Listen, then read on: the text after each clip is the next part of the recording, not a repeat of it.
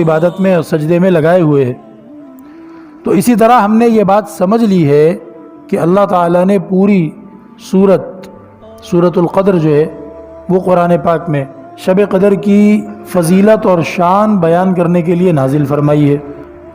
شب قدر کی شان اور فضیلت اللہ نے ایک مستقل سورت اتار دی اس کے لیے، اور فرما دیا کہ 1000 مہینوں سے زیادہ بہتر ہے اس رات کی عبادت کا ثواب۔ حضرت انس رضی اللہ تعالیٰ عنہ نے ارشاد فرمایا کہ نبی کریم صلی اللہ علیہ وسلم نے رمضان کے مہینے کے آنے پر یہ فرمایا تھا کہ ان هذا الشهر قد حضركم وفيه ليلة خير من 1000 شهر من حرمها فقد حرم الخير كله ولا يحرم خيرها الا محروم۔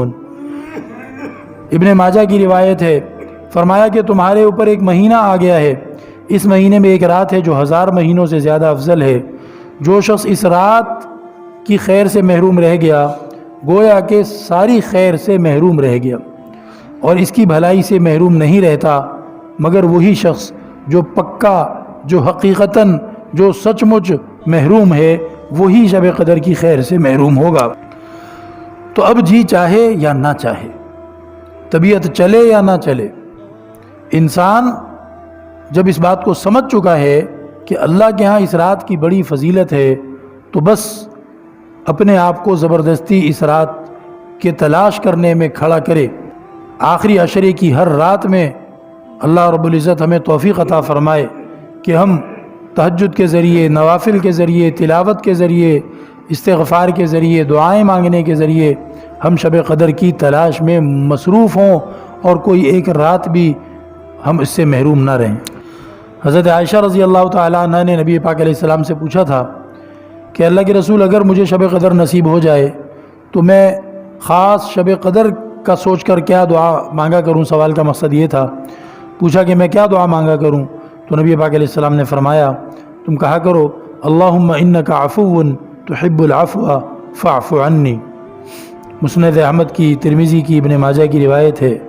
اور مشہور دعا ہے اللہم انک عفو تحب العفو فاعف عنی۔ عربی یاد کر لیں تو اچھی بات ہے، ترجمہ اس کا یہ ہے کہ اے اللہ بے شک تو معاف کرنے والا ہے، تو معاف کرنے کو پسند کرتا ہے، بس مجھے بھی معاف فرما دے۔ یہ شب قدر کی خاص دعا ہے، اے اللہ تو معاف کرنے والا ہے، تو معاف کرنے کو پسند کرتا ہے، اے اللہ تو مجھے معاف فرما دے۔ سورہ قدر جو نازل کی گئی ہے اس کا ذرا سا مضمون عرض کیے دیتے ہیں۔ اعوذ باللہ من الشیطان الرجیم، انا انزلناہ فی لیلۃ القدر۔ فرماتے کہ بے شک ہم نے قرآن پاک کو شب قدر میں اتارا، یعنی لوح محفوظ سے قرآن کریم ایک ہی دفعہ اتار دیا گیا تھا، اور بیت المعمور آسمانوں پہ فرشتوں کی عبادت کی ایک جگہ ہے، اس پر پورا قرآن کریم نازل کیا گیا، اور یہ جو نازل کیا گیا تو یہ شب قدر تھی۔ اور یہی ایک بات ہی کہ قرآن پاک شب قدر میں نازل کیا گیا، یہ ایک بات ہی شب قدر کی فضیلت سمجھ لینے کے لیے بہت کافی تھی کہ قرآن پاک جیسی عظیم الشان کتاب اس میں نازل ہوئی۔ آگے فرماتے ہیں وما ادراک ما لیلۃ القدر، تمہیں کچھ معلوم بھی ہے کہ شب قدر کیسی بڑی چیز ہے، یعنی اس رات کی بڑائی اور فضیلت کا آپ کو کچھ علم بھی ہے کہ کتنی خوبیاں، کیسے کیسے فضائل اس میں ہیں۔ اور اس کے بعد ایک دو خوبیاں اس سورہ مبارکہ میں بیان بھی کی گئیں۔ فرمایا کہ لیلۃ القدر خیر من 1000 شہر، شب قدر 1000 مہینوں سے بہتر ہے،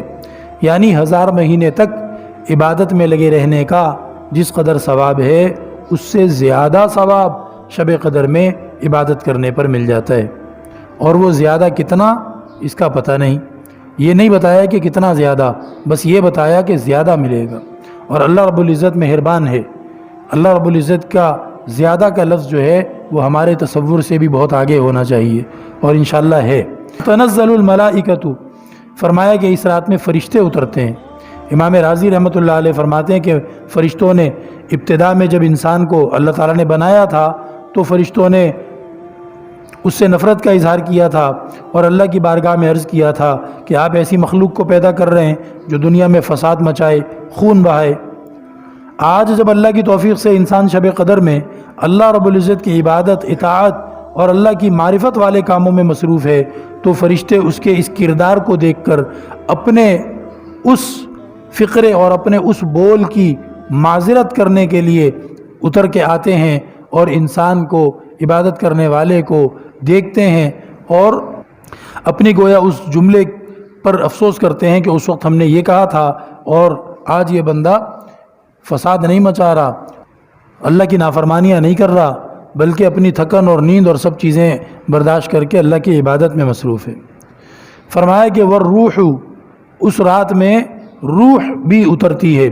اب روح سے مراد جبرائیل امین ہے کہ وہ بھی نازل ہوتے ہیں، اور نبی پاک علیہ السلام کا ارشاد ہے کہ شب قدر میں جبرائیل امین فرشتوں کی ایک جماعت کے ساتھ اترتے ہیں، اور جس شخص کو بھی دیکھتے ہیں کہ وہ ذکر میں مشغول ہے تو اس کے لیے رحمت کی خصوصی دعائیں کرتے ہیں۔ آگے فرمایا بِإِذْنِ رَبِّهِمْ مِنْ كُلِّ أَمْرٍ کہ اپنے پروردگار کے حکم سے یہ فرشتے ہر خیر کو لے کر زمین کی طرف اترتے ہیں۔ مظاہر حق میں لکھا ہے اسی رات فرشتوں کی پیدائش ہوتی ہے، اسی رات حضرت آدم علیہ السلام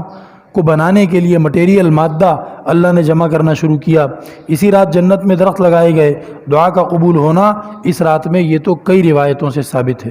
ایک روایت میں آتا ہے عیسیٰ علیہ السلام کو جو آسمان کی طرف اٹھایا گیا تو وہ شب قدر کی رات تھی، اسی رات بنی اسرائیل کی اجتماعی توبہ قبول ہوئی تھی۔ فرمایا کہ سلام ہی حتی مطلع الفجر،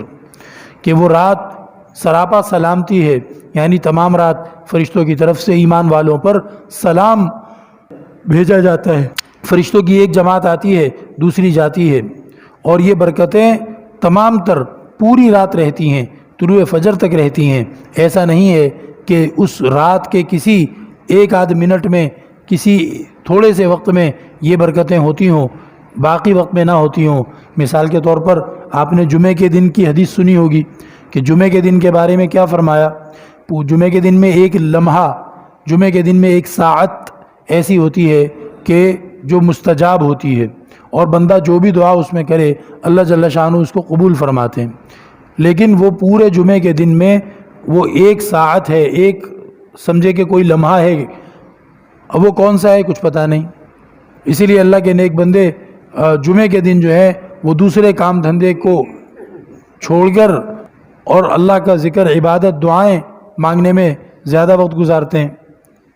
ابھی ہمارے ہاں تو اتوار کی چھٹی کر دی گئی تھی، ورنہ جمعے کی چھٹی، وہ اسی تناظر میں کہ جمعے کے دن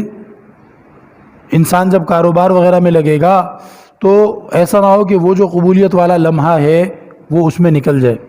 اور بندہ اپنے لیے دعائے خیر کرنے سے محروم رہ جائے۔ حاصل یہ کہ وہ لمحہ پورے جمعے کے دن میں کوئی ایک لمحہ ہوتا ہے، شب قدر میں ایسا نہیں ہے۔ پوری کی پوری رات، مغرب کی اذان سے لے کر اگلی فجر کی اذان تک، یہ پوری کی پوری رات، یہ جو فضیلت بتائی گئی یہ پوری رات اس میں قائم رہتی ہے۔